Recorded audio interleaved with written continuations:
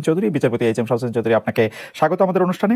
আমাদের সাথে আরো থাকছেন আসিফ নজরুল, অধ্যাপক আসিফ নজরুল। আপনি আমাদের সাথে যুক্ত হয়েছেন, সময় দিয়েছেন, সেজন্য আপনাদের প্রতি আমাদের সবার কৃতজ্ঞতা। কতগুলি প্রশ্ন আছে যেটাকে আমরা আসলে একসাথে গুচ্ছ প্রশ্ন বলতে পারি। আপনি যদি আমাদেরকে একটু টু দা পয়েন্ট উত্তর দিয়ে আমাদের যদি আলোকিত করেন। আমরা এটি প্রশ্ন করতে চাই। আমরা বেশিরভাগ সময় দেখি যে অনেক সময় দেখেছি যে অন্য বিষয়ে আন্দোলনের মধ্যে একটা রাজনৈতিক চাহিদা বা চাওয়া ঢুকে যায়। এই ক্ষেত্রে যেমন শেখ হাসিনার পদত্যাগ করা বা এই সরকারকে চলে যেতে বলা, এটিকে আপনি যৌক্তিক মনে করেন? এই বিষয়ে কি, বা এটা সংস্কার করা, এই বিষয়ে কি আপনি প্রধানমন্ত্রী শেখ হাসিনার অবস্থানের কোনো পরিবর্তন দেখেছেন? এটি শুরুতেই কখনো কোটা আন্দোলন ছিল না।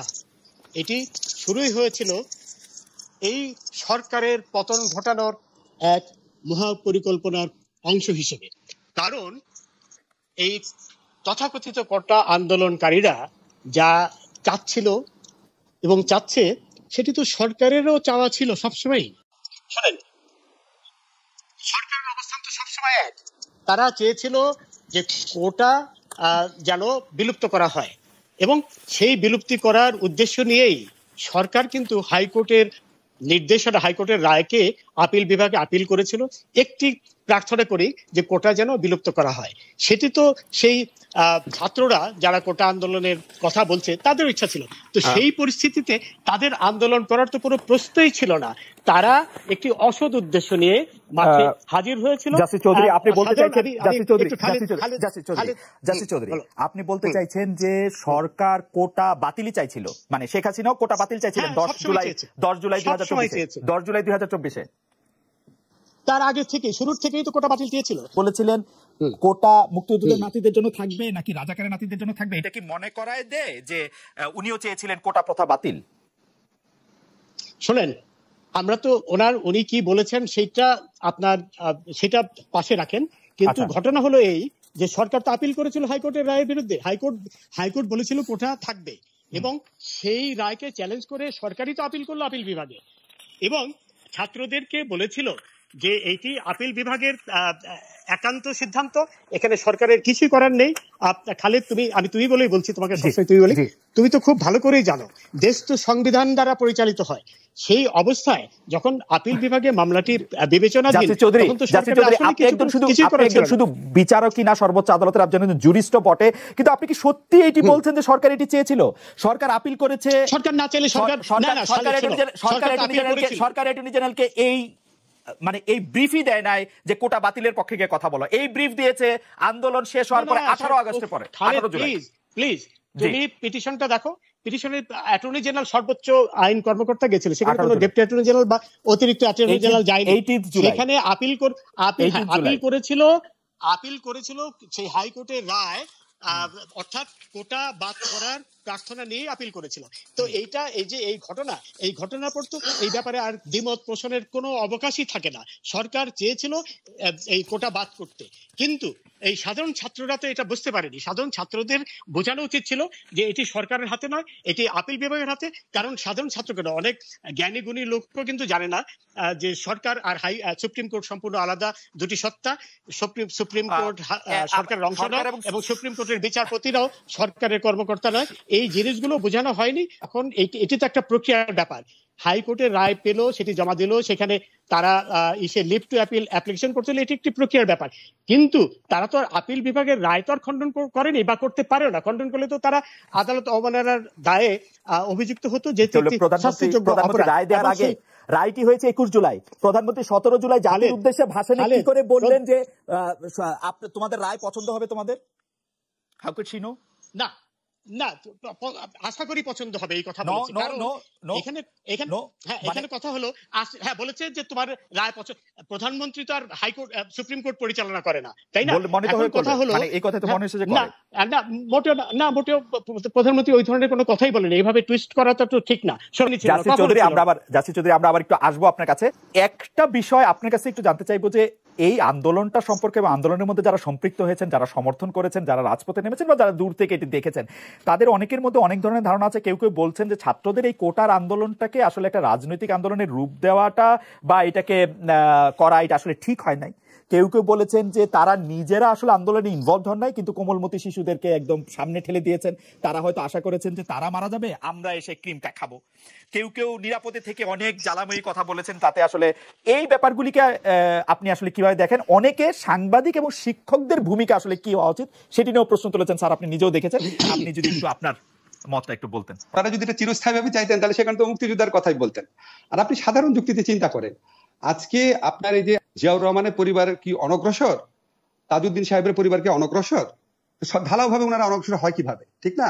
এটা তো আপনি সংবিধান কেন, সাধারণ কোন যুক্তিতে মানে কমন সেন্স থাকলেও তো মানুষের এই বিবেচনাবোধ আসা উচিত। আমি দেখলাম পত্রিকাতে, আমি আসলে রায় তো প্রকাশিত হয়নি হাইকোর্টের, আমার কাছে অদ্ভুত লাগলো যে ওইখানে যারা এই পরিপত্র বাতিলের মানে কোটা যারা বাতিল করতে চান তাদের পক্ষে একজন আইনজীবী উনি বললেন আর্টিকেলের 150 আর্টিকেলে বলা আছে যে অস্থায়ী এবং ইন্টারিম যে আদেশটা আছে এই আদেশগুলো বলবৎ থাকবে। আমি আশ্চর্য হয়ে গেলাম, আমি সাংবিধানিক আইন পড়াচ্ছি এত বছর যাবত, আমি গণপরিষদ বিতর্কের উপর 2 বছর রিসার্চ করে বই পড়েছি, উনি এটা কি যুক্তি দিলেন? ওইখানে যে 150 যে প্রোটেকশনটা দেওয়া হয়েছে এটা এই কারণে দেওয়া হয়েছে 72 সনের ডিসেম্বর মাসে আমাদের সংবিধান কার্যকরী হয়, আর এই 72 সনের সেপ্টেম্বরের পরিপত্র অনুযায়ী এই নিয়োগটা হয় 73-এ। এই 73-এ নিয়োগ দেওয়া নিয়ে যেন কোনো প্রশ্ন না আসে, 73-এ নিয়োগ নিয়ে যেন কোনো প্রশ্ন আসে, শুধুমাত্র সেইটাকে প্রোটেকশন দেওয়ার জন্য 150 এটা বলা হয়েছে, এবং আরো কোনো কিছু কোনো বিষয়কে প্রোটেকশন দেওয়ার জন্য অস্থায়ী, সম্পূর্ণ অস্থায়ী ভিত্তিতে। এবং চতুর্থ তফসিলের হেডিং এ হচ্ছে অস্থায়ী এবং ইন্টারিম অন্তর্বর্তীকালীন বিধান। অস্থায়ী অন্তর্বর্তীকালীন বিধান এই 50-52 বছর পর কিভাবে আসে এবং এটা আদালতে কিভাবে গৃহীত হয়েছে আমি জানি না, আমি সম্পূর্ণ লস্ট, এটা আমি রায়টা দেখলে হয়তো বুঝতে পারবো। আর আপনি চিফ জাস্টিসের প্রসঙ্গে যে কথা বলেছেন, আমি ওনার কথাটা শুনে আমার আসলে একটু দুঃখ লেগেছে। কারণ কি, আমাদের তো রাজপথে আন্দোলন করার অধিকার সব মানুষের আছে, এটা সংবিধান সম্মত অধিকার। বাংলাদেশে কিন্তু এই রাজপথে আন্দোলনের অধিকার প্রয়োগ করে বাংলাদেশ রাষ্ট্র স্বাধীন হয়েছে। রাজপথের আন্দোলনের অধিকার প্রয়োগ করে স্বৈরাচারী সরকার থেকে আমরা গণতান্ত্রিক সরকার ব্যবস্থা এসেছি। রাজপথের আন্দোলন এমনকি তত্ত্বাবধায়ক সরকার যখন রায় হয়েছে এটার বিপক্ষে বহু রাজপথে আন্দোলন হয়েছে। হ্যাঁ, এখন আমাদের তো বিচারিক সংস্কৃতিতে, আমাদের রাষ্ট্রীয় সংস্কৃতিতে আন্দোলন তো, এবং পৃথিবীর যে কোনো আপনার হিউম্যান রাইটস ডকুমেন্ট যদি দেখেন, আমেরিকার সংবিধানে কোনো সংবিধানে আছে আপনার যদি সরকার আপনার তার দেওয়া ওয়াদা পালন না করে, আপনি যদি হবস লক রুশোর থিওরি গুলো দেখেন, সোশ্যাল কন্ট্রাক্ট থিওরি, আপনি আন্দোলন করে সরকার পতন ঘটাতে পারবেন, সরকারকে পরিবর্তন করে ফেলতে পারবেন। আন্দোলনের প্রসঙ্গে উনি যে কথাটা বলেছে আমি জানি না উনি কি ইন্টেনশনে বলেছেন, শুনতে ভালো লাগে না। এটা তো কিসের আন্দোলন, মানে এটা তো সাধারণ মানুষের রুটি রুজির আন্দোলন, সাধারণ মানুষের সন্তানদের জীবিকার আন্দোলন, শোষণ মুক্তির বিরুদ্ধে আন্দোলন, সমতার আন্দোলন, মুক্তিযুদ্ধের চেতনা রক্ষার আন্দোলন এবং সংবিধান রক্ষার আন্দোলন, সবকিছুর সাথে আপনি রিলেট করতে পারেন। যাই হোক, আমি জানি না উনি কি উদ্দেশ্যে বলেছেন, আমি চ্যালেঞ্জ করলাম 1000 পৃষ্ঠার গণপরিষদ বিতর্কের মধ্যে একটা জায়গাতেও মুক্তিযোদ্ধাদেরকে চাকরিতে বিশেষ সুবিধা দেওয়ার কথা বলা হয় নাই। মুক্তিযোদ্ধাদের অবদান, তাদের সাহসিকতা নিয়ে অনেক কথা বলা হয়েছে, যৌক্তিকভাবে বলা হয়েছে, শুধুমাত্র তাদের সামাজিক নিরাপত্তা দেওয়ার ক্ষেত্রে আর্টিকেল 15-এ বলা হয়েছে। তো আপনি সংবিধানে নাই, গণপরিষদ বিতর্কে নাই, এখন সংবিধানের সুস্পষ্ট লঙ্ঘন। এটা হচ্ছে মানে সাধারণ মানুষেরকে সামনের দিকে দেওয়া, আপনি যেগুলি সবাই আইনের চোখে সমান সমান সুবিধা পাবে, আর্টিকেল 29 এগুলো সুস্পষ্ট লঙ্ঘন। এখন আপনি সংবিধানের স্পিরিটে গিয়ে এমন একটা জিনিস করবেন যেখানে চাকরি পাওয়ার অধিকার অত্যন্ত অল্প সংখ্যক মানুষের কাছে। আপনি যদি রাজ সরকারি গ্যাজেট দেখেন, যদি আপনি সরকার প্রকৃত মুক্তিযোদ্ধাদের সংখ্যা দেখেন, 1986 সনে মুক্তিযোদ্ধা কল্যাণ ট্রাস্টের হিসাবে ছিল প্রকৃত মুক্তিযোদ্ধার সংখ্যা 70 থেকে 80,000। পরে আওয়ামী লীগ আমলে কেন এটা বেড়ে 3 গুণ হয়েছে আমি জানি না। এর মধ্যে অনেক ভুয়া মুক্তিযোদ্ধা বের হয়েছে, ভুয়া মুক্তিযোদ্ধার আপত্তি হয়েছে প্রায় 60,000-এর বেশি। এখন আপনি কি বলেন, সরকারের অধিকার আছে ভুয়া মুক্তিযোদ্ধাদের পক্ষে আপনি কোটা করবেন? সরকারের অধিকার আছে আপনি মুক্তিযুদ্ধের সন্তান তার বর্ষের প্রশ্ন করবেন? আপনাদের সংবিধান অনুযায়ী কিছু কোটা তো অবশ্যই আপনার রাখা উচিত। যারা আপনার পার্বত্য অঞ্চল অধিবাসী আছে, যারা শারীরিকভাবে প্রতিবন্ধকতা আছে, তাদের কেন আপনি কোটা রাখবেন না? অবশ্যই আপনি কোটা রাখবেন। এমনকি আমি মনে করি মুক্তিযোদ্ধা ফার্স্ট জেনারেশন মুক্তিযোদ্ধা, তাদের জন্য যদি কোটা রাখে, যদি কেউ মুক্তিযুদ্ধ থেকে থাকেন এই বয়সেও, সুবিধা দেন, অসুবিধা নাই, প্রকৃত মুক্তিযোদ্ধা। বাট নাম্বার নিয়ে প্রশ্ন, আপনি কত পার্সেন্ট রাখবেন? দেখেন ভাই, আমাদের এখানে যারা আছে, আমার চেয়ে খালেদ আপনার চেয়ে 2018 সনের লাস্ট ইন্টারভিউতে কত স্ট্রংলি এই মুক্তিযুদ্ধ কোটার বিরুদ্ধে বলেছেন। তো ওনার মুক্তিযুদ্ধের চেতনা কম ছিল? উনি সংবিধান রাষ্ট্র ব্যবস্থা কম বুঝে? উনার চেয়ে বেশি সরকার কে বুঝে বাংলাদেশে? আমি প্রশ্ন করলাম আপনাকে, কে বুঝে বাংলাদেশি? তো বড় একটা রাষ্ট্রীয় ব্যাপার, উনি আরেকটু সুচিন্তিত ভাবে সিদ্ধান্ত নিতে পারতেন। আপনি কোটার পার্সেন্টেজ কমিয়ে দেন। এখন আপনি যারা পার্বত্য অঞ্চলের অধিবাসী আছে, আপনি যদি তাদের জন্য 5% কোটা রাখেন তাহলে তো অরাজকতা হয়ে যাবে। আপনি 5% পাবেন না, 1% রাখেন। আপনি তো সুচিন্তিত ভাবে করবেন, এটা তো সুচিন্তিত ভাবে করা হয় নাই। আমি তো মনে করি বাংলাদেশে এখনো চাকরিতে 10% মতো কোটা থাকা উচিত, এবং যারা শারীরিকভাবে অক্ষম আছে, যারা আপনার আদিবাসী আছে, এবং যারা আপনার যদি কোনো আপনার থাকে যে নারীদের জন্য যদি আপনি কিছু কোটা দিতে চান, আপনি 10% মতো রাখতে পারেন। আপনাকে সম্পূর্ণ তুলে দিতে কে বলেছে? কোটা সংস্কার আন্দোলন যারা করেছে তারাও তুলে দিতে বলে নাই।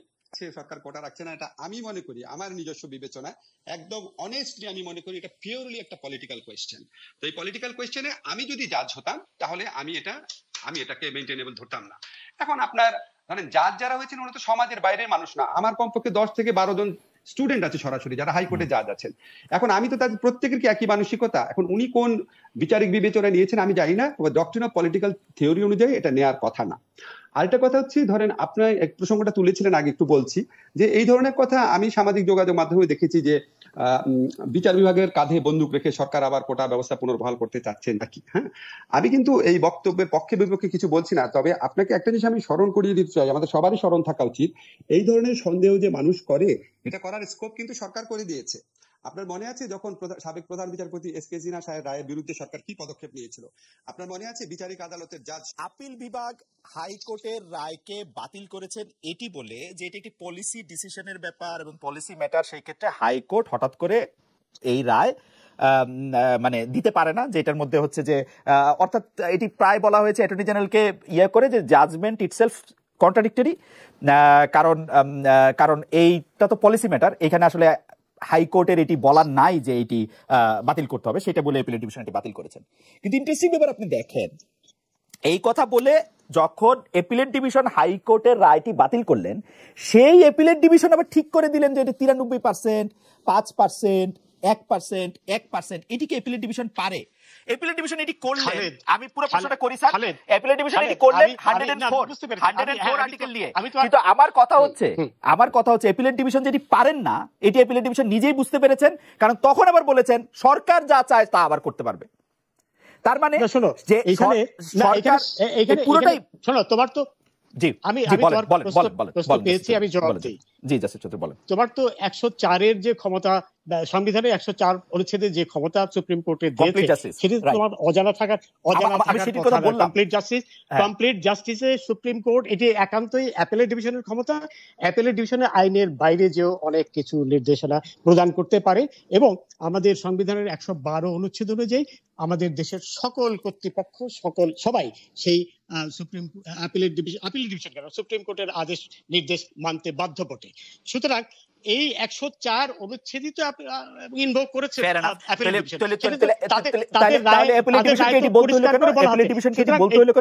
ডিভিশন। সরকারই ঠিক করবে কোন কোটা কত পার্সেন্ট থাকবে? না না, সেটা এটা তুমি রাইটই পুরো পেয়েছো কিনা আমি জানি না। বলেছে যে ভবিষ্যতে এটি ভবিষ্যতে পরিবর্তন করতে পারবে সরকার। ভবিষ্যতে মানে একদিন পর তো ভবিষ্যৎ নাকি পারবে, এটাই বলেছে যে এর পরবর্তীকালে সরকার এটি পরিবর্তন করতে পারবে। কিন্তু যে রায়টি, যে আদেশ দিয়েছে 104 অনুচ্ছেদে, সেটি তো বাইন্ডিং অন এভরিবডি, প্রতিটি কর্তৃপক্ষ, প্রধানমন্ত্রী থেকে শুরু করে আপনি সত্যি মনে করেন অ্যাপিলেট ডিভিশন বলে দিতে পারে কোটা 93%, 5%, 1%, 2%? অবশ্যই তোমার এটা জানা উচিত ছিল, 104 অবশ্যই বলতে পারে, এবং সেটি কিন্তু অ্যাপিলেট ডিভিশন করেছে। বাংলাদেশে সুপ্রিম কোর্ট সভরেন না, সভরেন তো পার্লামেন্ট, ও পারে এটা বলতে। বাংলাদেশে পার্লামেন্ট সভরেন না, এটা তোমার জানা উচিত, তুমি তো বিলে তো থেকেছো। ব্রিটিশ সভরেনিটি অফ পার্লামেন্টের যে তত্ত্ব, সেই অর্থে কিন্তু বাংলাদেশের পার্লামেন্ট যেখানে লিখিত সংবিধান আছে, সভরেন হলো সংবিধান, একেবারে পরিষ্কার, তোমার বিভিন্ন রায়ে পরিষ্কার। এটা তুমি তো আইনত ম্যাজিস্ট্রেট ছিলে, তোমার এটি জানা উচিত। কিন্তু ঘটনা হচ্ছে যে, এবং সেখানে সুপ্রিম কোর্ট হচ্ছে সংবিধানের অভিভাবক।